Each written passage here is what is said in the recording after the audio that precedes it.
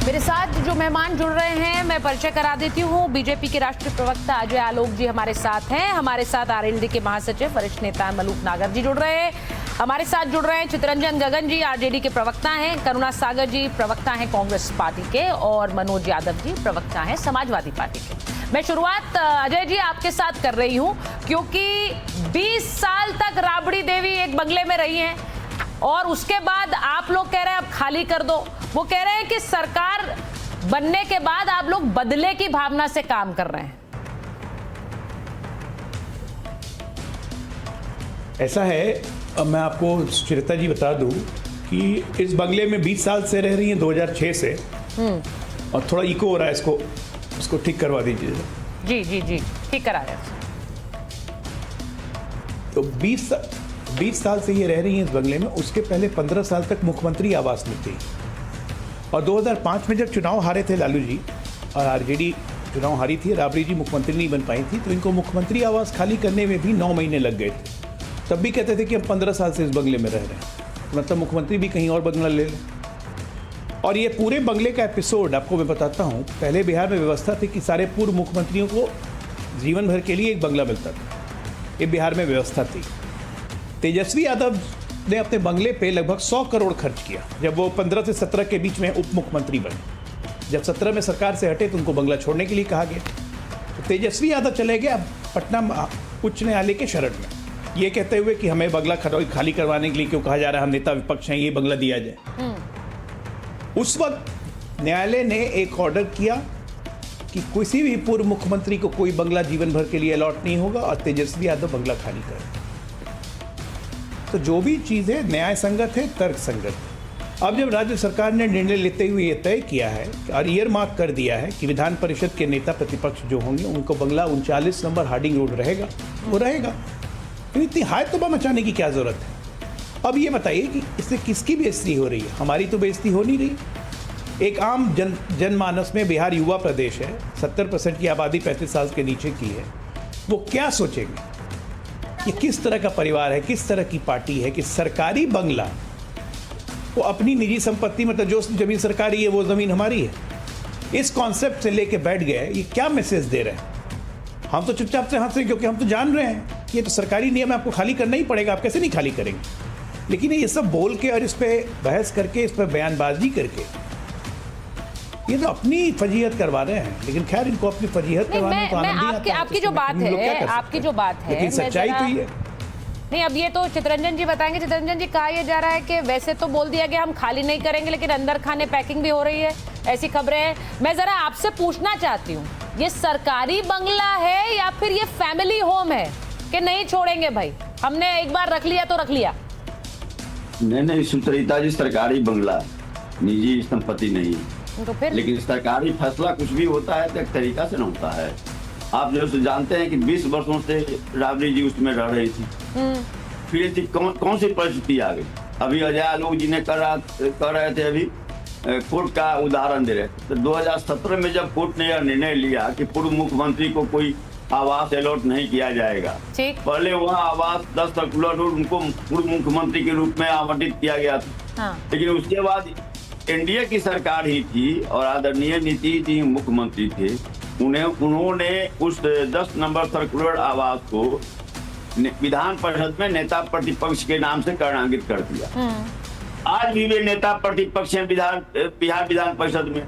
फिर ऐसी कौन सी नई परिस्थिति आ गई इस 2017 से, जब नेता प्रतिपक्ष विधान परिषद के हैसियत से आदरणीय राबड़ी जी उस मकान में रह रही थी, तो आज कौन सी? चितरंजन जी, इसका मतलब क्या है? कौन सी परेशानी आ गई? सर, एक सरकारी रूल होता है, सरकारी अगर एक कोई रूल बुक है जिसे फॉलो करना है तो उसे फॉलो करना है। अब अगर वो परिवार जो कि सत्ता के शीर्ष पर रहा है बिहार में, अगर वही कहेगा कि नहीं भाई हम खाली नहीं करेंगे, हम तो अपने पास रखेंगे, क्या दिक्कत हो गई, आप क्यों हमसे खाली करा रहे हैं, तो फिर संदेश क्या जा रहा है? नहीं सुचरिता जी, जब स्पष्ट आपके सामने मैंने कहा कि बिहार विधान परिषद में नेता प्रतिपक्ष के हैसियत से 2017 से वे उसमें रह रही थी, आज कौन सी परिस्थिति आ गई कि उसको आप बदल रहे हैं? कहीं ना कहीं इसके पीछे आपकी मंशा है, उनको प्रताड़ित किया जाए, बदले की भावना से आप राजनीति करते हैं। नियम और कानून यह नहीं है कि आपको अगर सत्ता मिल जाए तो आप नहीं तो उसका फिर तो मिसयूज आप ये भी कीजिए, कह किसी को सकते हैं कि 2017 से बदले की भावना काम नहीं की। 2017 से आप एंटाइटल्ड नहीं थे, तब भी आपको रहने दिया, लेकिन अब आखिरकार कभी तो कहेंगे कि खाली करो, या बोलेंगे कि नहीं ये जीवन भर के लिए आवंटित है, आप ही को आप ही रहिए। ऐसे तो नहीं होगा ना। नहीं सुचरिता जी, गलत व्याख्या नहीं कीजिए। नहीं, अरे भाई आप ही कह रहे हैं सर, मैं क्या व्याख्या कर रही हूँ? गलत ढंग से नहीं, क्या गलत ढंग से व्याख्या की है मैंने? मैं आपसे ही कह रही हूँ ना, 2017 भाई अगर जिस आधिकारिक कैपेसिटी में राबड़ी देवी अभी हैं, उसमें उन्हें छोटा घर मिलेगा। विधान परिषद में फिर किस कारण से आज जो है निर्णय लेना पड़ा, सवाल यह उठता है। अच्छा ठीक है, आप ये कह रहे हैं कि ये बदले की भावना से हो रहा है, बदले की। अजय जी रिस्पॉन्ड करना चाह रहे हैं, अजय जी जल्दी से रिस्पॉन्ड करिए, फिर मैं जाऊंगी मलूक जी के पास। देखिए, चित्तरंजन जी को बहुत अच्छे से पता है कि कोई बदले की भावना नहीं है। जो घर नया मिला है वो इस घर से भी बड़ा घर है, पहली बात। दूसरी बात, ये घर कोई नेता प्रतिपक्ष के नाम से अलॉटेड नहीं था इनको। ये घर एक विधान परिषद के मेंबर विधान परिषद के पूल के तहत अलॉटेड था। अब वो नेता प्रतिपक्ष हैं तो नेता प्रतिपक्ष सेंट्रल पूल के तहत होता है, सेंट्रल पूल के तहत उनको अलॉटमेंट हुई है।